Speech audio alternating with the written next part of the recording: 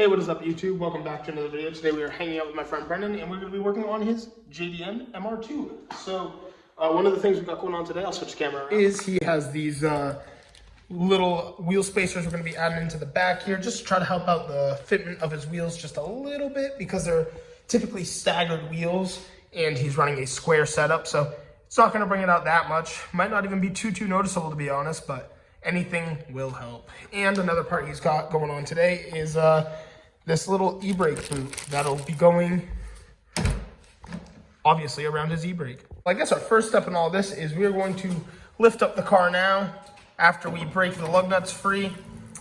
Brendan just turned the key and the antenna goes up every time. Going down is another story.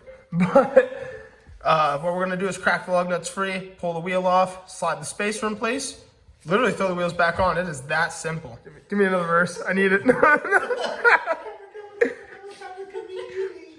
All those grocery store songs. Oh, that was, wow, that was fire. All right, back to the wheel spacers. Might as well go get some videos of Brendan taking off his wheels. Nice. So once you get down here, it is a very snug fit to get this on. And what it is on the ring, you have a flat side and you have a tapered side. And the tapered side is going to fit on there first. And if you have any like hub-centric rings or anything for your wheels, those can just plug back into the wheel and we can slap it back on and tighten up our lug nuts. It's literally that simple. All right, so we've gotten Brendan's car back on the ground now. We've installed the spacers. Once he drives the car around just a little bit, the wheels will come out just a little bit more because when we lift them up, they come up and into the car. So irregardless, they're spaced out a little bit more, and that's pretty good. Those are the safest, biggest wheel spacers you could run at the moment, and they're gonna look pretty sick. On to the e-brake boot. All right, so this boot is supposedly just a slip-on. So it's supposed to come down here, and then I guess you're supposed to tuck this extra stuff down the sides. Pretty simple install. So Brendan's trying to mess with that. Still trying to see if it's gonna 100% go on or if you might wait on it. It's kind of an odd piece to fit in. It's supposed to just flush fit, but while waiting, I looked down and I saw this peeking out and I was like, is that what I think it is? And it's a flare.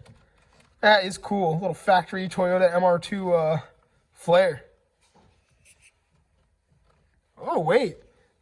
This is actually a more recent flare, 2011 to 12. I wonder if it still works. Still hanging out in the MR2, and had to take a quick break to show you guys. I love the glistening in the back. It makes it look so this is so exotic. It's just what?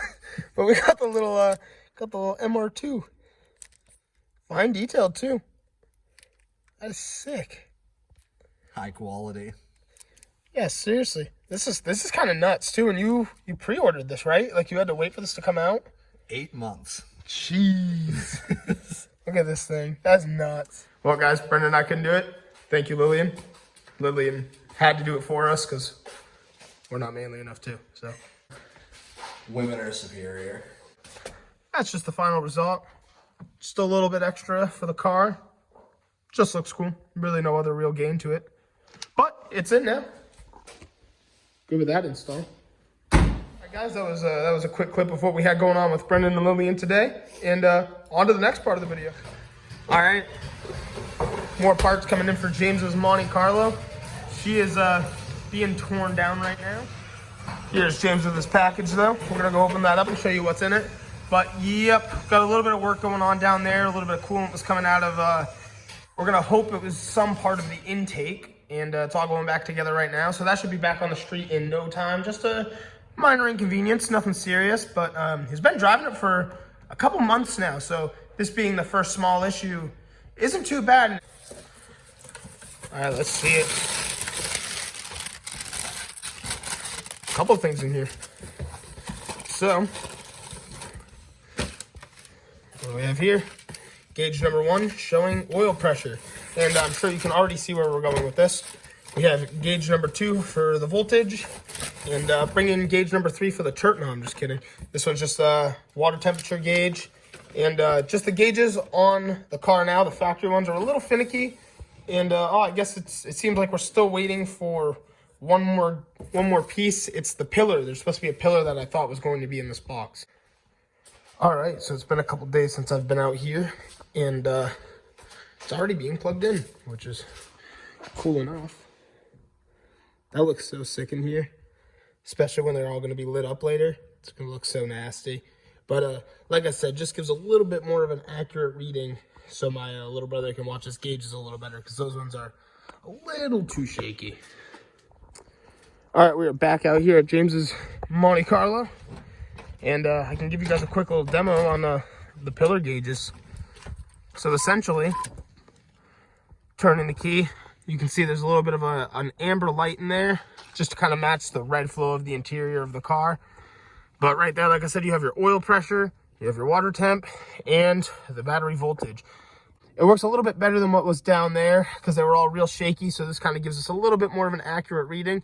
In the future, we might upgrade his gauge cluster, and who knows, if he turbos it or something, we already got a place for some boost gauges or something. So just a cool little mod, and like I said, we got the radio in there now. So, you know, just showing you guys some of the updated things that have been going on with James's Monte Carlo. A little more Monte Carlo content for you guys. We're all ripping around James's car day after Christmas, but it's been going good. It's this good little winter beater.